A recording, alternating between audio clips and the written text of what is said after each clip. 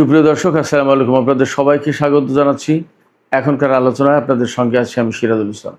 দর্শক, ইরানের সর্বোচ্চ নেতা শহীদ আয়াতুল্লাহ আলী খামেনির বিদায় অনুষ্ঠান একেবারে আনুষ্ঠানিকভাবে আজকে শুরু হয়েছে সরকারিভাবে। তো এই বিদায় অনুষ্ঠানে বিশ্বের 100টির বেশি দেশের মানুষ, গুরুত্বপূর্ণ নেতা, সরকারি কর্মকর্তা এসেছেন। তার ভিতরে রাশিয়ার জাতীয় নিরাপত্তা পরিষদের ডেপুটি চিফ অর্থাৎ প্রেসিডেন্ট পুতিনের পরে যার অবস্থান, তিনি হচ্ছেন দিমিত্রি মেদভেদেভ। তিনি এসেছেন ইরানের সর্বোচ্চ নেতার জানাজা ও বিদায় অনুষ্ঠানে। তিনি ইরানের গণমাধ্যমকে বলেছেন যে হরমুজ প্রণালী হচ্ছে ইরানের জন্য পরমাণু বোমার মতো শক্তিশালী একটা কিছু। মেদভেদেভ আসলে এই কথার ভেতর দিয়ে কি বোঝাতে চাইলেন? তিনি কি পরোক্ষভাবে হরমুজ প্রণালীর উপর ইরানের কর্তৃত্ব এবং ইরানের নিয়ন্ত্রণ আরোপকে বৈধতা দিলেন রাশিয়ার পক্ষ থেকে? এদিকে ইয়েমেনের সামরিক বাহিনীর পক্ষ থেকে গতকাল ব্রিগেডিয়ার জেনারেল ইয়াহিয়া সারি যে হুঁশিয়ারি দিয়েছিলেন সৌদি আরবকে, যে সৌদি আরব যদি আর কখনো ইয়েমেনের আকাশসীমা লঙ্ঘন করে তাহলে সৌদি আরবের উপর হামলা করবে ইয়েমেনরা। এই হুমকির জবাবে সৌদি জোটের মুখপাত্র তিনি বলেছেন, ইয়েমেন যদি এইরকম হুমকি দেয় তাহলে তার কঠোর জবাব দেয়া হবে। তাহলে এখানে প্রশ্ন আসছে যে আবার কি ইয়েমেন এবং সৌদি আরবের মধ্যকার সংঘাত শুরু হতে যাচ্ছে? যেখানে ইরানের বিমান অবতরণ করার পর আশা করা হচ্ছিল যে ইয়েমেনের উপর থেকে আকাশ অবরোধ হয়তো ভেঙে গেল, আর সেখানে নতুন করে আবার যুদ্ধের আশঙ্কা তৈরি হলো কিনা, সেই প্রশ্ন এখন বড় হয়ে দেখা দিয়েছে। এপাশে পাকিস্তানের প্রধানমন্ত্রী শাহবাজ শরীফ, তিনি ইরানের সর্বোচ্চ নেতার জানাজা অনুষ্ঠানে গিয়েছিলেন, শেষ বিদায়ের অনুষ্ঠানে। তিনি বলেছেন পাকিস্তান ইরানের পাশে আছে সমস্ত রকমের সংহতি এবং সহমর্মিতা নিয়ে। একই সাথে তিনি ইরানের সর্বোচ্চ নেতার প্রশংসা করে বলেছেন, শহীদ আয়াতুল্লাহ আলী খামেনির প্রশংসা করে বলেছেন যে তার জ্ঞান, প্রজ্ঞা এবং নেতৃত্ব বহু প্রজন্ম ধরে স্মরণ করা লাগবে, স্মরণ করা হবে। এটা কিন্তু অনেক বড় স্বীকৃতি, পাকিস্তানের প্রধানমন্ত্রী বলছেন। এপাশে এরদোগান আর এক গুরুত্বপূর্ণ কথা বলেছেন, যদিও তার কথায় অনেকে ভিন্নভাবে এখন অর্থ করে, তারপরেও তিনি বলেছেন যে যুদ্ধ পাগল বা যুদ্ধ মাতাল ইসরায়েলের রাজনৈতিক অস্তিত্ব টিকে আছে আঞ্চলিক সংঘাতের মধ্যে, অর্থাৎ আঞ্চলিক সংঘাত নেই, ইসরায়েলের অস্তিত্ব নেই। এরদোগানের এই কথাকে আসলে আমরা কিভাবে ব্যাখ্যা করতে পারি? সুপ্রিয় দর্শক, এখনকার আলোচনায় এই প্রসঙ্গগুলো নিয়ে আমি বিস্তারিত আলোচনা করার চেষ্টা করব। আশা করি আপনারা সঙ্গে থাকবেন, আর যদি ভিডিও ভালো লাগে তাহলে লাইক, কমেন্ট, শেয়ার করবেন এবং চ্যানেলটি সাবস্ক্রাইব করে সাথেই থাকবেন। দর্শক, চলুন আমরা মূল আলোচনায় চলে যাই। একেবারে শুরুতেই বলছিলাম যে রাশিয়ার জাতীয় নিরাপত্তা পরিষদের উপপ্রধান দিমিত্রি মেদভেদেভ ইরানে গেছেন। তিনি সেখানে ইরানের সর্বোচ্চ শহীদ নেতা আয়াতুল্লাহ আলী খামেনির জানাজা ও দাফন অনুষ্ঠানে যোগ দিতে এসেছেন। তিনি বলেছেন হরমুজ প্রণালী হচ্ছে ইরানের কাছে পরমাণু বোমার মতো শক্তিশালী একটা বস্তু। এইখানে প্রশ্ন আছে যে কেন তিনি এই কথা বললেন। আমার কাছে যেটা মনে হয়েছে সেটা হচ্ছে এই যে দিমিত্রি মেদভেদেভ এই কথার ভেতর দিয়ে কিন্তু টেকনিক্যালি ইরানের নিয়ন্ত্রণে বা ইরানের মালিকানাধীন যে হরমুজ প্রণালী, এটাই তিনি বুঝিয়েছেন। সারা বিশ্বের কাছে রাশিয়ার পক্ষ থেকে তিনি এই বার্তা দিলেন যে রাশিয়া ইরানের প্রতি সমর্থন জানাচ্ছে যে হরমুজ প্রণালীর কন্ট্রোল ইরানের হাতে থাকবে এবং হরমুজ প্রণালীর উপর ইরানের কন্ট্রোল বৈধ, অর্থাৎ তারা এটা কন্ট্রোল করার অধিকার রাখে। ব্যাপারটা যদি তাই হয় তাহলে এটা ইরানের জন্য একটা বড় ধরনের সমর্থন এবং অর্জনও বটে।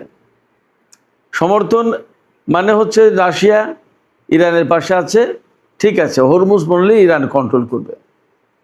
আর অর্জন হলো যখন রাশিয়ার মতো এরকম গুরুত্বপূর্ণ শক্তি, পরাশক্তি, তারা যদি স্বীকৃতি দেয় যে হ্যাঁ ইরান এই হরমুজ প্রণালী কন্ট্রোল করার অধিকার রাখে বা রাখবে বা আমরা সাপোর্ট করছি, তখন ইরানের জন্য সেটা এক্সট্রা একটা পাওয়ার হিসেবে গণ্য হয়, সেটা আলাদা রকমের শক্তি হিসেবে বিবেচিত হয়। সেক্ষেত্রে এটা অবশ্যই ইরানের জন্য একটা অর্জন। চীনের পক্ষ থেকে একেবারে সরাসরি কিছু বলা হয়নি, কিন্তু এটা বাস্তব যে চীন কিন্তু ইরানের নীতির সাথে একমত এবং ভিন্ন দিকে যাবে না। এই কারণে যে যখন হরমুজ প্রণালী ইরান কন্ট্রোল করার জন্য বন্ধ করে দিল যুদ্ধের ভেতরে, তখন কিন্তু চীন বলেনি যে ইরান ভাই তোমরা এই হরমুজ প্রণালী খুলে দাও। আমেরিকা যখন ব্লকের সৃষ্টি করলো তখন চীন বলেছে যে এই হরমুজ প্রণালী দিয়ে উন্মুক্তভাবে স্বাধীনভাবে চলাচল করার অধিকার সবার আছে। এবং ইরানের যে বক্তব্য, এই বক্তব্যের জবাবে আমেরিকা কি বলবে? ইরানের বক্তব্যটা কি? ইরানের বক্তব্য হচ্ছে এই হরমুজ প্রণালী তার মালিকানাধীন জিনিস, এখানে আমেরিকার কি কাজ?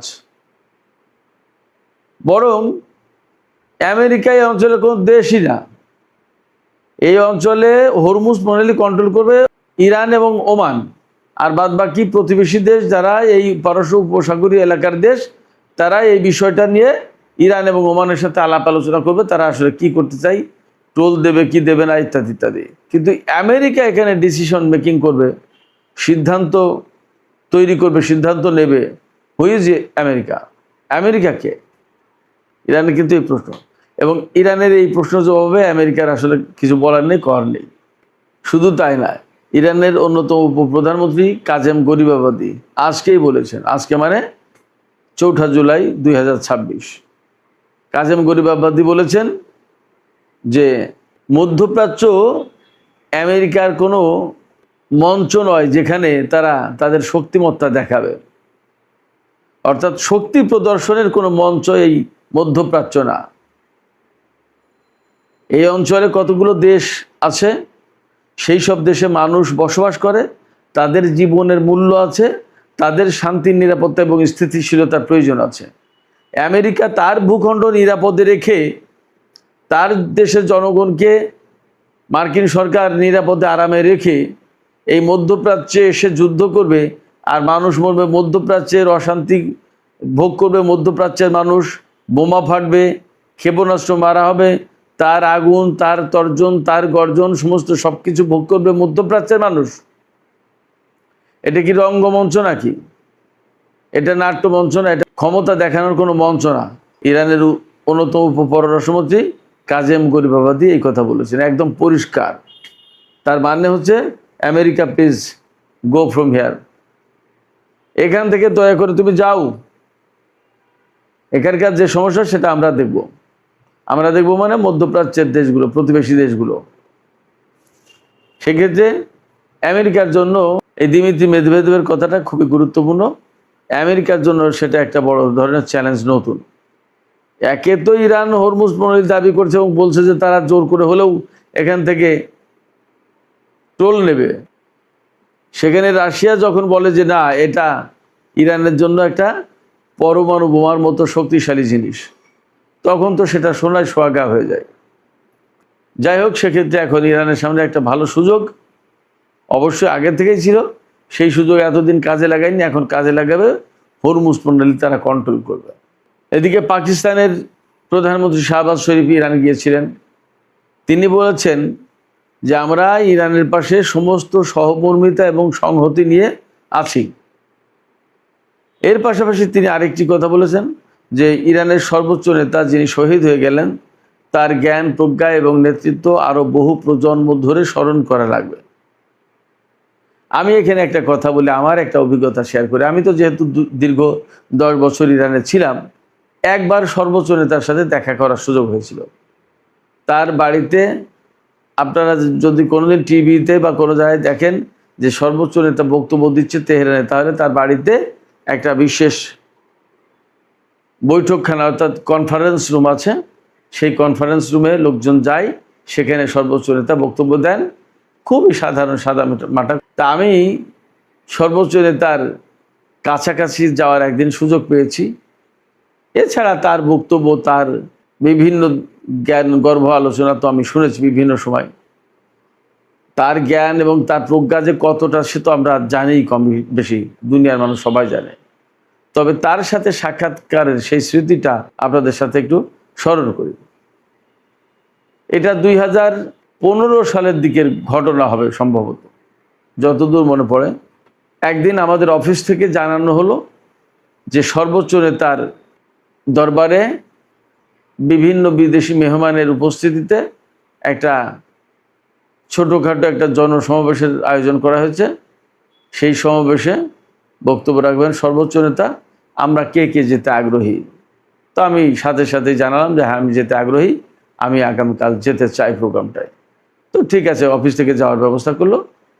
অফিস থেকে গাড়ি দেয়া হলো, গাড়িতে গেলাম একেবারে সর্বোচ্চ নেতার বাসভবনের ওখানে, যেখানে তিনি কথা বলবেন।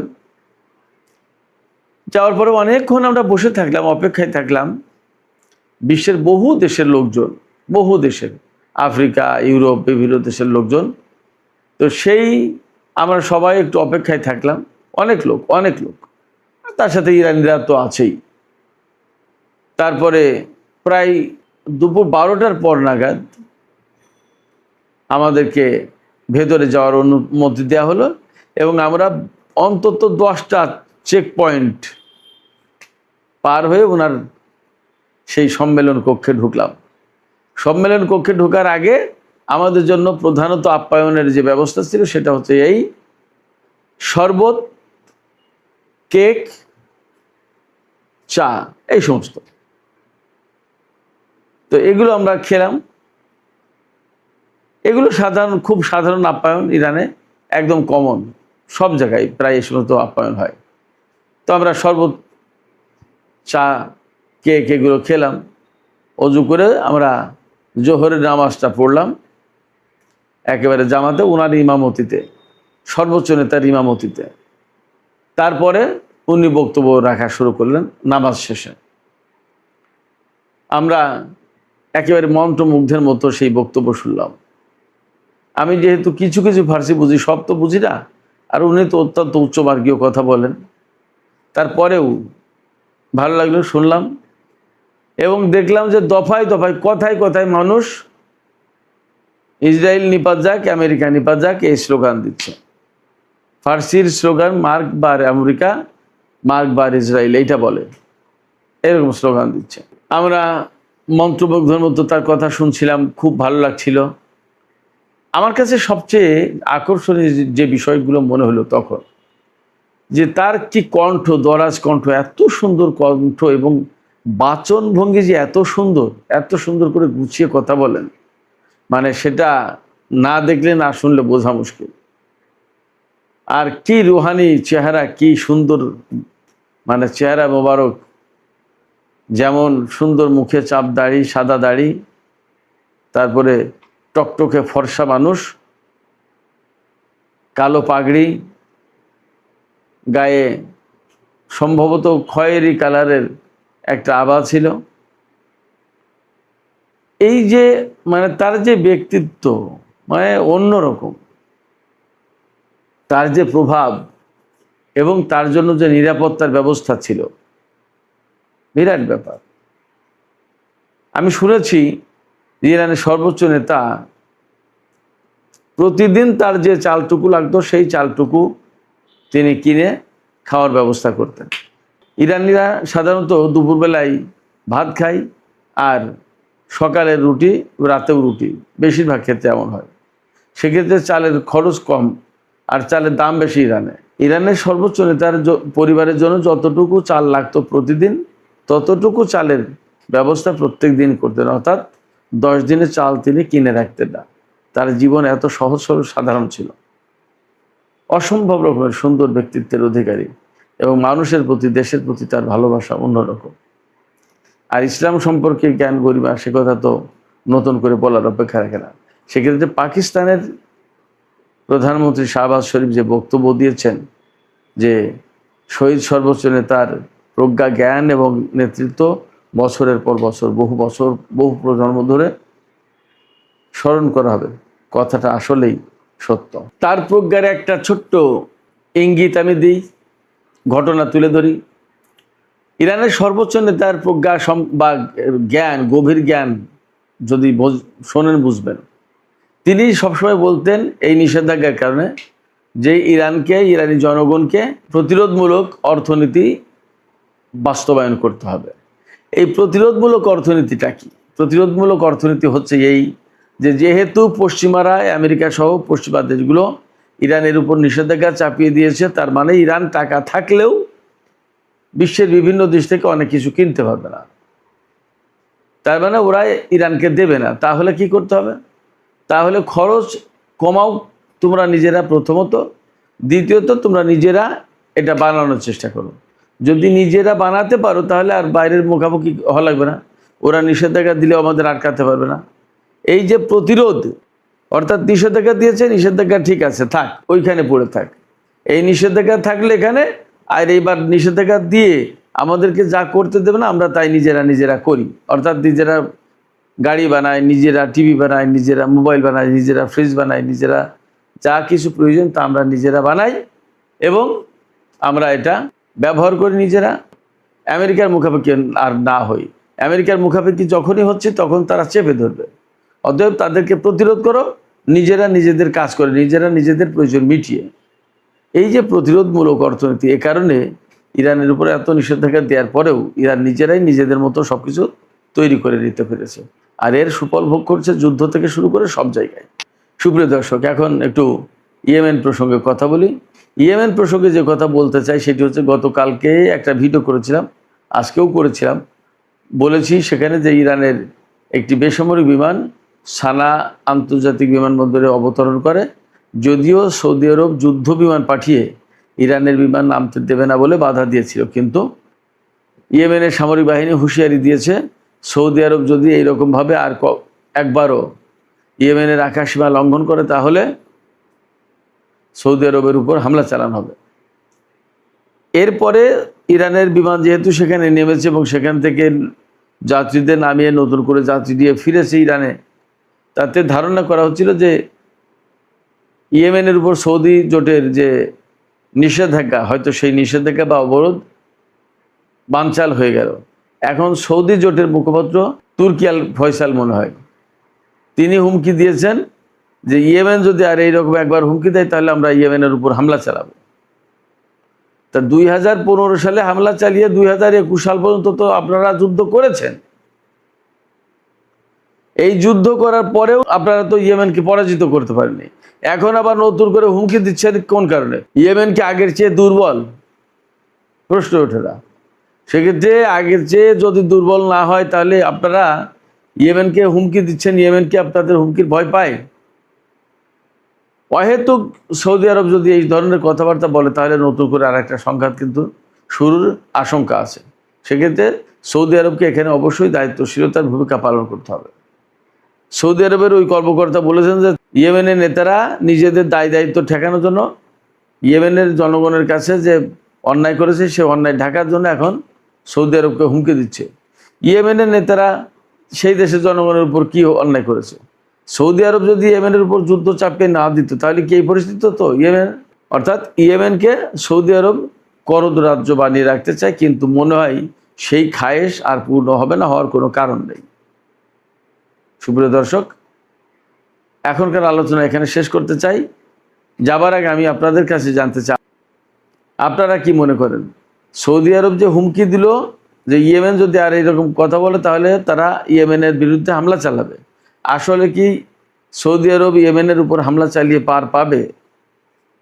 ইয়েমেন আগের চেয়ে তো দুর্বল না, তাহলে কি ইয়েমেন তাদেরকে ছেড়ে দেবে? আপনাদের কি মনে হয়? আপনাদের মতামত জানিয়ে কমেন্টে লিখতে পারেন। দর্শক, এখনকার মতো আলোচনা এখানেই শেষ করতে চাই। আপনারা সবাই অনেক অনেক ভালো থাকুন। আল্লাহ হাফেজ।